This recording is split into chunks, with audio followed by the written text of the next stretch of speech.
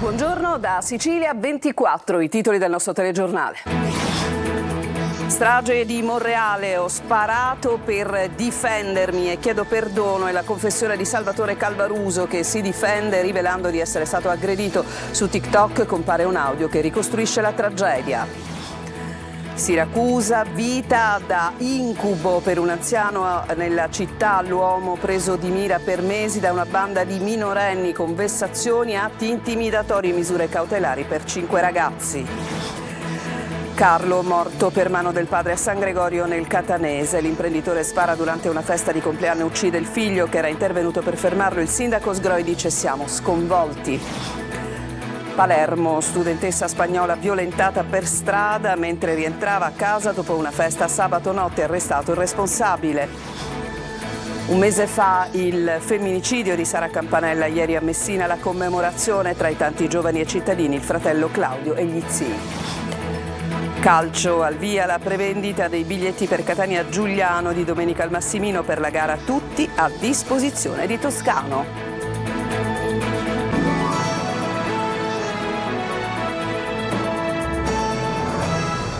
Ancora ben trovati, ho sparato per difendermi e chiedo perdono, è la confessione di Salvatore Calvaruso che ha fornito la sua versione rivelando di essere stato aggredito. Su TikTok compare un audio che ricostruisce la strage di Monreale. Intanto sentiamo Tonino De Mana.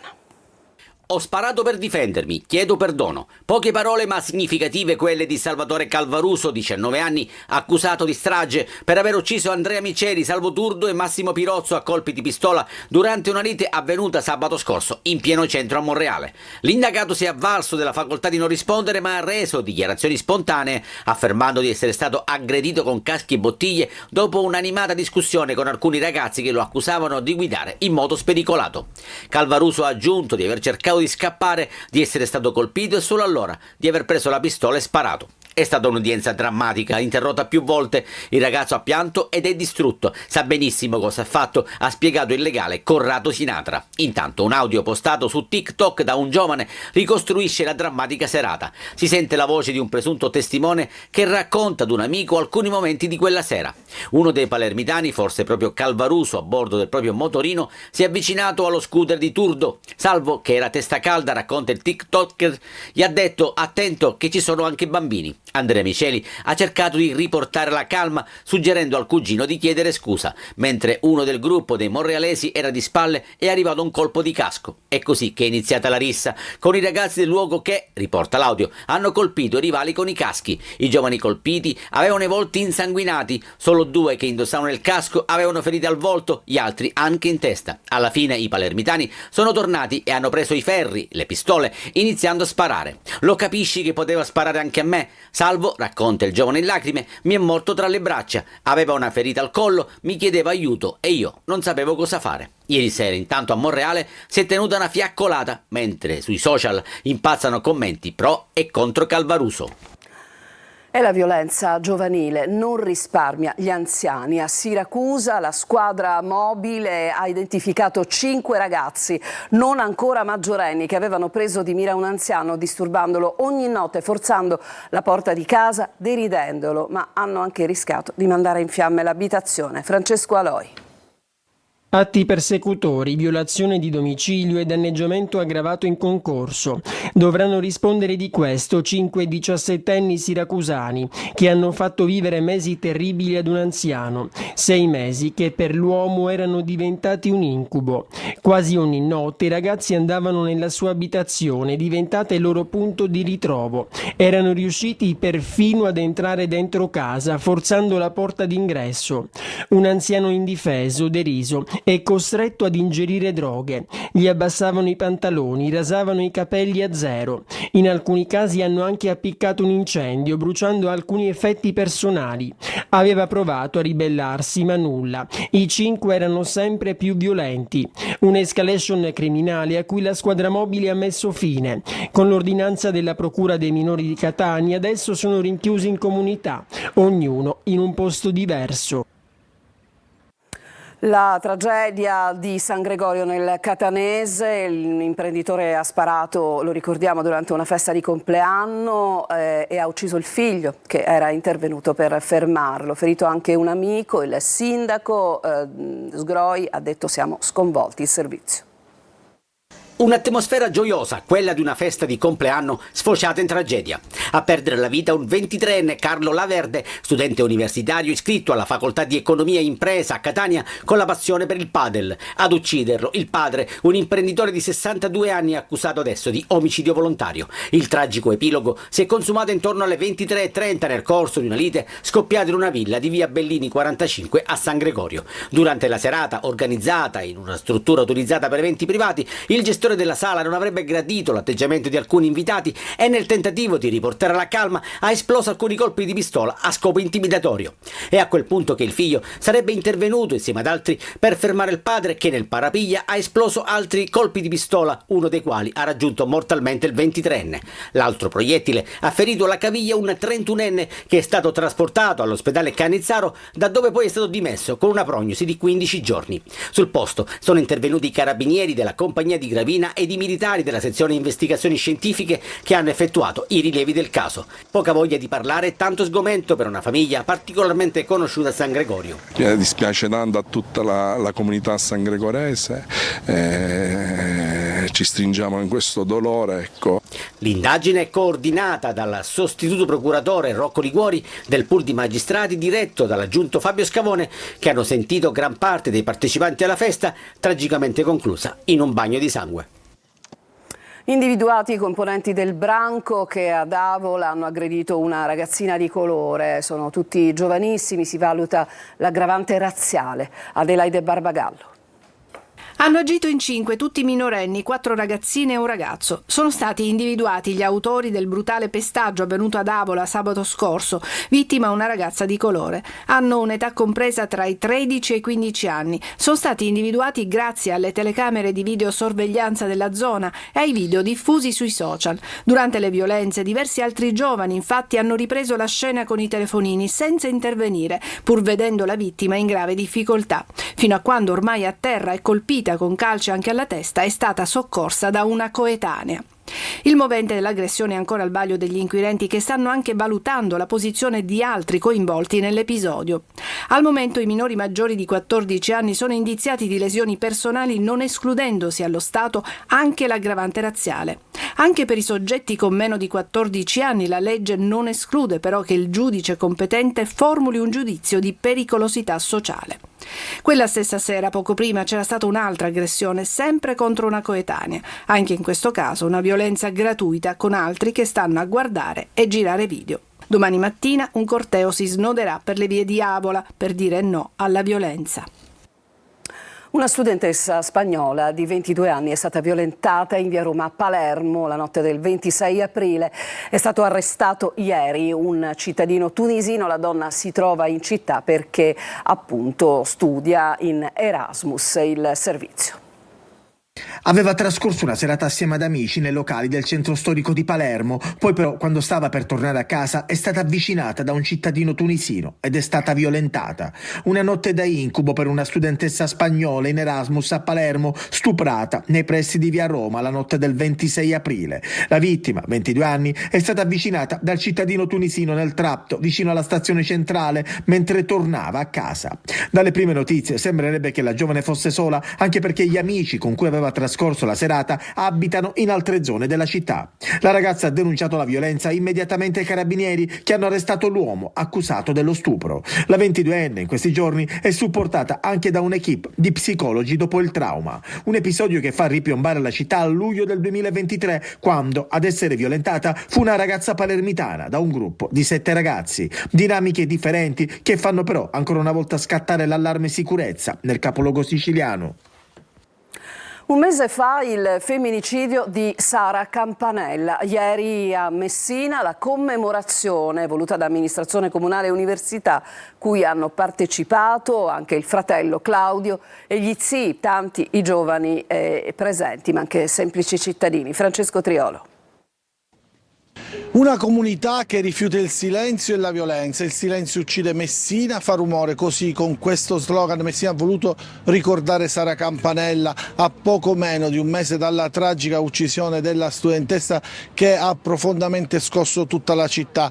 Amministrazione comunale e Università di Messina hanno voluto promuovere un momento di raccoglimento e testimonianza contro ogni forma di violenza. Quindi un lungo applauso a squarciare il silenzio, un gesto semplice ma potente.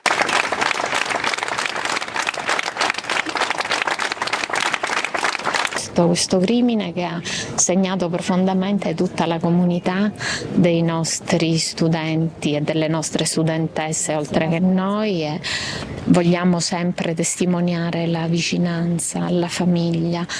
Il Comune con la famiglia di Sara sta definendo un percorso di sensibilizzazione che coinvolgerà l'intera cittadinanza, con particolare attenzione ai più giovani. Mi sono sentito in questi giorni con la mamma per realizzare in quel luogo in cui è successo ciò che non doveva accadere un punto che ricordi non solo Sara ma anche tutto quello che non deve essere.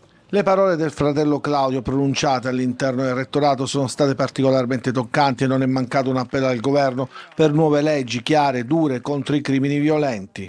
Oggi noi vogliamo anche lanciare un appello al governo affinché vengano attenzionati questi crimini empi e scellerati con le forme più appropriate, cioè attraverso leggi ad hoc per i femminicidi e i reati di violenze contro le donne. Te lo promettiamo, dolce Saretta. Tutti noi saremo la tua voce che griderà sempre più forte per la tua giustizia. Sara vive! Il procuratore aggiunto della Direzione Nazionale Antimafia, Michele Prestipino, indagato a Caltanissetta per rivelazione di segreto d'ufficio, avrebbe riferito notizie riservate all'ex capo della polizia Gianni De Gennaro, il servizio di Rita Cinardi. Avrebbe riferito notizie riservate sullo stato delle indagini sulle cosche calabresi e sulle infiltrazioni nelle imprese del nord all'ex capo della polizia Gianni De Gennaro, ora presidente di Eurolink, il general contractor per la progettazione e la costruzione del ponte sullo stretto di Messina, e a Francesco Gratteri, consulente della società per le questioni legate alla sicurezza. Con questa accusa è indagato per rivelazioni di segreto d'ufficio il procuratore aggiunto della Direzione Nazionale Antimafia, Michele Prestipino. La conversazione sarebbe stata intercettata nell'ambito di un'inchiesta della Procura di Caltanissetta sul periodo delle stragi del 92.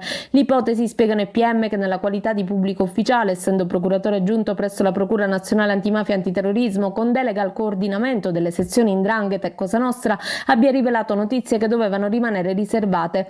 Tale rivelazione del segreto, dicono i PM, avrebbe riguardato rilevanti particolari delle indagini in corso da parte di alcune direzioni distrettuali antimafia, anche con riferimenti all'uso delle intercettazioni. Secondo l'ipotesi accusatoria sono state rivelate notizie gravemente pregiudizievoli per le indagini di più uffici distrettuali e vi sarebbero concreti elementi per ritenere che Gratteri, anche per conto di De Gennaro, avrebbe già avvisato del corso delle stesse indagini alcuni protagonisti della vicenda. Il procuratore aggiunto, dopo aver ricevuto un avviso di garanzia, è stato convocato per un interrogatorio, ma come riferito dal suo avvocato Cesare Placanica si è avvalso della facoltà di non rispondere. Il legale ha espresso infatti dubbi sia in ordine alla utilizzabilità del materiale probatorio su cui si fonda l'accusa, sia rispetto alla competenza territoriale del Tribunale di Caltanissetta. E si allunga la rete di fiancheggiatori di Matteo Messina Denaro. L'ultimo è l'avvocato Antonio Messina. Avrebbe gestito i suoi affari, ma doveva essere punito per un presunto tradimento. Laura Spanò. Per gli investigatori del Rossi che indagano sulla rete di fiancheggiatori della latitanza di Matteo Messina Denaro, l'avvocato Antonio Messina, 79 anni, arrestato stamani, avrebbe fatto parte di Cosa Nostra. E lui, Solimano, citato nelle lettere che il latitante si scambiava con l'amante Laura Bonafede. Quel Solimano di merda ci ha distrutti, diceva sprezzante la maestra. I due avevano progettato anche di intimidire l'avvocato ritenendo che avesse violato accordi economici. Era stata la stessa Bonafede nelle sue dichiarazioni spontanee nel corso del processo che la vedeva imputata a dire che Solimano era Antonio Messina, zio del marito. A Messina il GIP ha concesso i domiciliari per l'età. L'avvocato avrebbe gestito i soldi della famiglia mafiosa di Campobello, garantendo a Messina Denaro il sostentamento economico durante la latitanza. La DDA di Palermo contesta all'avvocato l'associazione mafiosa.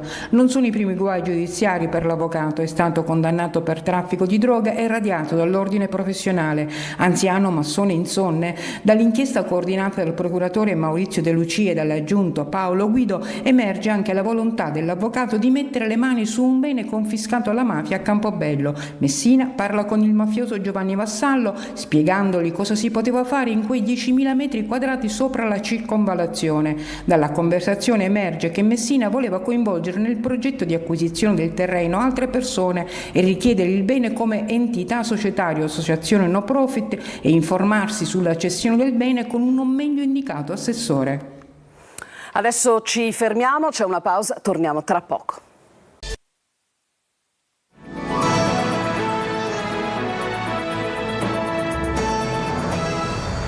Seconda parte di Sicilia 24, le fiamme gialle di Sant'Agata di Militello, coordinate dalla Procura Europea di Palermo, hanno denunciato 5 imprenditori per il reato di truffa ai danni della regione siciliana. Di qui il provvedimento di sequestro preventivo di beni ai fini della confisca per un valore di oltre 800.000 euro. Gli stanziamenti finanziati dall'Unione Europea erano finalizzati ai lavori di ammodernamento e ampliamento delle attività produttive per sostenere la crescita, aumentandone la qualità, sostenibilità e competitività. Le indagini eseguite hanno portato gli investigatori a disvelare un articolato disegno criminoso ideato e realizzato dai legali rappresentanti delle 5 aziende coinvolte nella frode attraverso un intricato scambio di fatture fra i vari soggetti economici intervenuti. Spostiamo adesso sull'Etna, ennesima eruzione dal cratere di sud-est con attività esplosiva da diverse bocche poste nell'area sommitale. Segnalata anche una ricaduta di lapilli in zone pianovetore sull'alto versante sud-occidentale dell'Etna. Nelle immagini girate con un drone si nota una nube eruttiva prodotta dall'attività in corso che si disperderebbe nella zona sud-ovest. Il bollettino di avviso per il volo, il VONA, è arancione. L'attuale fase eruttiva dell'Etna non impatta sull'operatività dell'aeroporto di Catania. Adesso ci fermiamo ancora, c'è una brevissima pausa e poi torniamo con il calcio.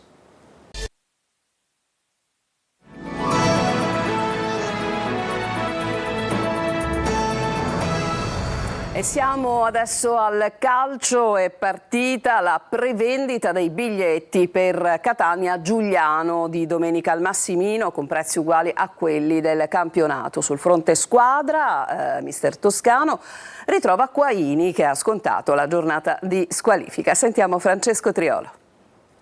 La prima tappa di avvicinamento al playoff di domenica sera al Massimino contro il Giugliano è stata a Cosenza. Ieri lì il Catania ha svolto il suo primo allenamento settimanale, reduce dalla trasferta vittoriosa del giorno prima a Potenza. Una seduta di scarico per chi ha giocato al Viviani, una più intensa, quasi 2 ore per gli altri. Oggi Toscana ha concesso al gruppo il giorno libero, ma la testa è già al match di domenica sera. Il tecnico sostanzialmente avrà tutti a disposizione, rientra Quaini dopo la squalifica, sono già recuperati Beders e Guglielmotti. Sono state inoltre azzerate le diffide di Dini, Jimenez, Guglielmotti e Frisenna, mentre il Giuliano dovrà fare a meno di 2 giocatori squalificati, l'attaccante Padula e il centrocampista Peluso.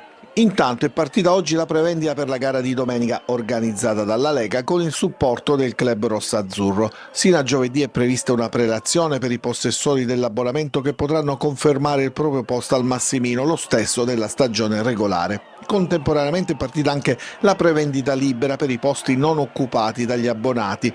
Giovedì gli eventuali biglietti lasciati liberi dagli abbonati verranno immessi nel circuito della vendita libera e saranno a disposizione di tutti. I prezzi sono gli stessi del campionato, in totale i biglietti a disposizione sono 19.800, facile prevedere il tutto esaurito per un match atteso da tutta la città. Il Catania ha 2 risultati a disposizione, vittoria o pareggio al 90°. In caso di superamento del turno, il Catania, grazie al 5° posto, giocherà in casa anche il secondo turno in programma mercoledì 7 maggio, sempre col vantaggio del doppio risultato. Ma intanto occorre pensare al Giuliano.